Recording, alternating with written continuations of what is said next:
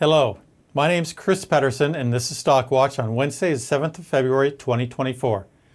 All advice is general advice and might not be suitable for you. Always consult your financial advisor before making any investments. All questions from viewers should be sent to stockwatch@fnn.com.au. RBA update. Yesterday the RBA met and at 2:30 they told us all their new news. Overnight rate remains the same at 4.35%. The RBA will not be so quick to lower rates as we were hoping. Global economies are still growing just fine. In fact, this recession that they've been predicting for more than 2 years now is still nowhere close to eventuating. My advice is just focus on good investments with real earnings and cash flow and you'll do just fine. Here's a good chart that is very valuable. Family-owned businesses. This is taken from Bloomberg. And what you see is the top line blue. This shows the largest family-owned businesses versus non-family-owned businesses. And guess who performs better? Those with skin in the game, family-owned businesses, perform better. Here's an excellent example of a good CEO with judgment that is extraordinary. This is Microsoft. Look at that chart. Since he took over, Microsoft has gone through the roof. Here is another chart showing the value of Tesla versus Facebook. This is also Musk versus Zuckerberg. Remember they were going to get into a ring and have a boxing fight or something? Well, this tells us something that's even more important. Facebook is dramatically outperforming Tesla these days, and has for quite some time. Yesterday, the RBA came out with their inflation forecast. Now, I could show you a chart, but I wanted to give you the exact numbers. December 2023 is 4.1%, and then 6 months later, it's going down to 3.3%. Then it just goes down slowly, down to 3.2, 3.1. And so the big move is this half year that we're in right now. And we really don't get much of a move down from 3.3 until the half year from June 2025 to December 2025, where it goes 3.1 down to 2.8%. What is significant about this is that other major global economies, inflation is coming down faster than what the RBA is predicting. So we're looking at inflation coming down, but slower than we would like. Thus, this is why the RBA is not in any rush to lower interest rates yet. Here is a fascinating chart that shows in the United States monthly layoffs and discharges, basically people that lost their jobs. That red line is at around the 2 million a month mark.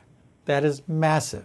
So how can they have huge gains in employment? Well, that's because their economy is so big that even with 2 million a month losing their jobs, last month they had more than 2.3 million people getting a job. That is amazing. Job losses on a historical basis. This just blew me away. I saw this in Bloomberg.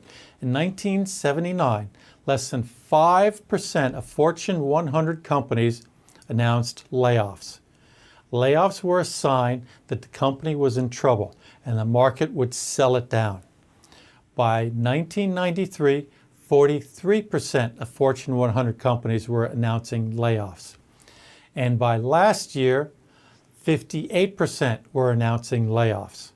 So what is the moral of this story is that job security is nowhere close to what it used to be, and companies are using job losses as a way to enhance profits, not because people are not performing well, they're just trying to cut expenses for increased profit margins. This really has a lot of messages within this and worth thinking about.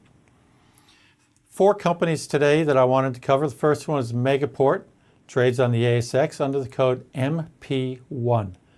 It's trading around $12.72.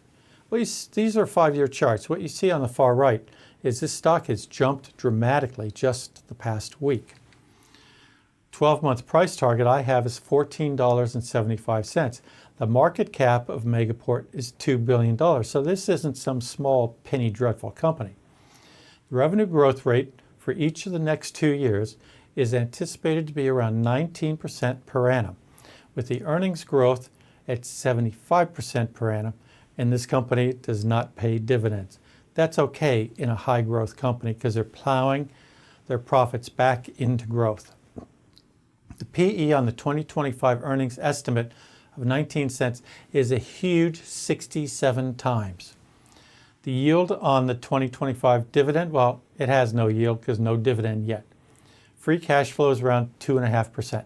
Megaport, what do? They provide networking systems across all platforms such as mobile phones, desktop, etc. It is a global company. Even though it's a high PE, does not pay a dividend, this company has a history of growth and all analysts are expecting it to continue to grow. Thus, it's hard to bet against them. I would buy it. However, there's a caveat.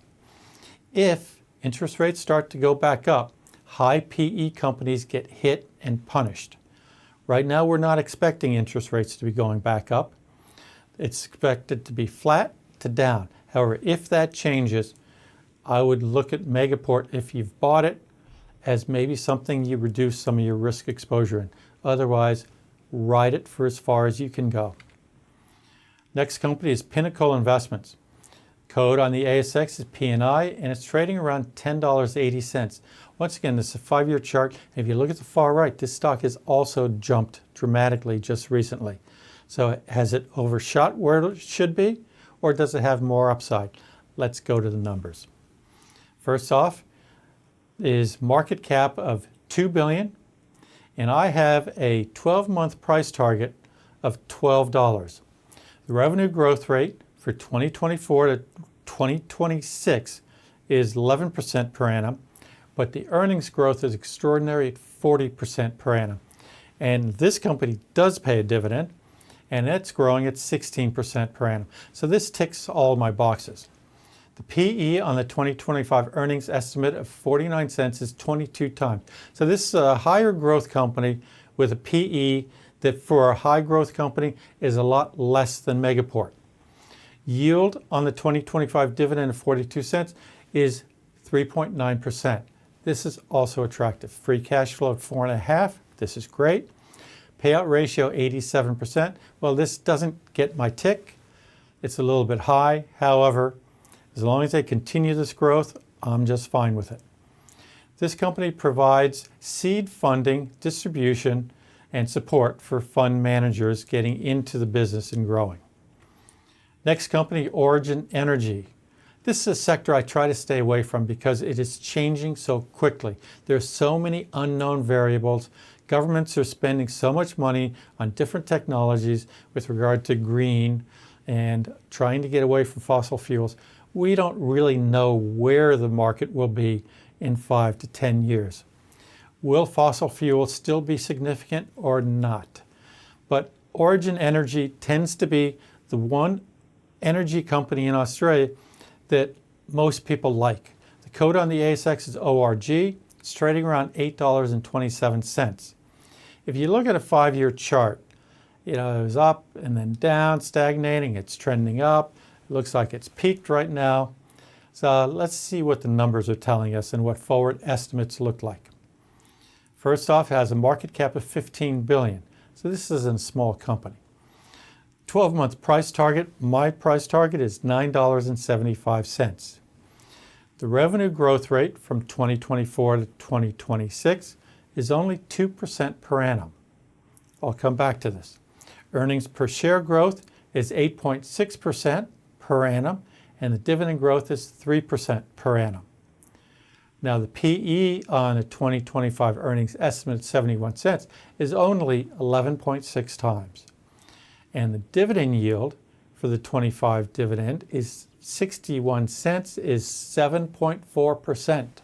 Free cash flow is 12%. Payout ratio is 85%. So let's go back to it. This is a utility company. It is an income stock. You're not buying this for growth. You're buying it for income. It has a yield of 7.4%. That's excellent. The free cash flow is excellent. You want companies that don't have high growth rates to have a high payout ratio. What is worrying is if revenue starts to decline, and that's not an issue with Origin. Based upon its yield and free cash flow, I rated a buy as an income stock. Will it continue long term to have increased revenue, albeit slowly? We don't know, but as long as revenue is increasing and they're managing the business well, this company is a great income stock. Last company today is GQG Partners. I bet you haven't heard of them. If you have, congratulations. The code GQG on the ASX, and it's trading at about $1.97. This is another 5-year chart. However, it's not been around for that long. So this goes back not 5 years. But what is important is look at the right side of this chart. This company is going through the roof. It's at new highs. Will it continue moving upwards? Well, first of all, it has a market cap of $5.5 billion, so this is a substantive company and has decent market capitalization weight in the ASX 200.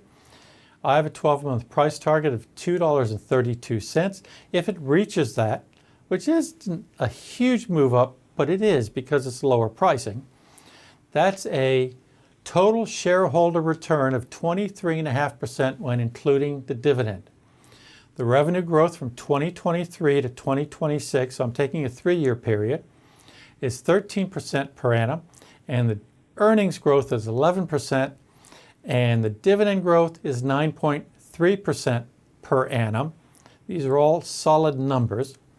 The PE on 2024 earnings estimate of 13 is only 15.1 times. The yield on next year's dividend of 15 cents, actually 11.5 cents, is 5.8%. Free cash flow is 10%, payout ratio 90%. Well, they're doing just fine with a high payout ratio. This company is growing. It has amazing cash flow, amazing yield, a low PE. It's a boutique asset management business, including investment advisory and services global investors. It's cheap. I rated a buy. So it does have more upside. It's made a big move, but there's more juice in it. As always, if you want to learn more about anything I covered today, send an email request to stockwatch@fnn.com.au, and I will endeavor to get back to you. Have a great week, and I hope it's profitable. Thank you.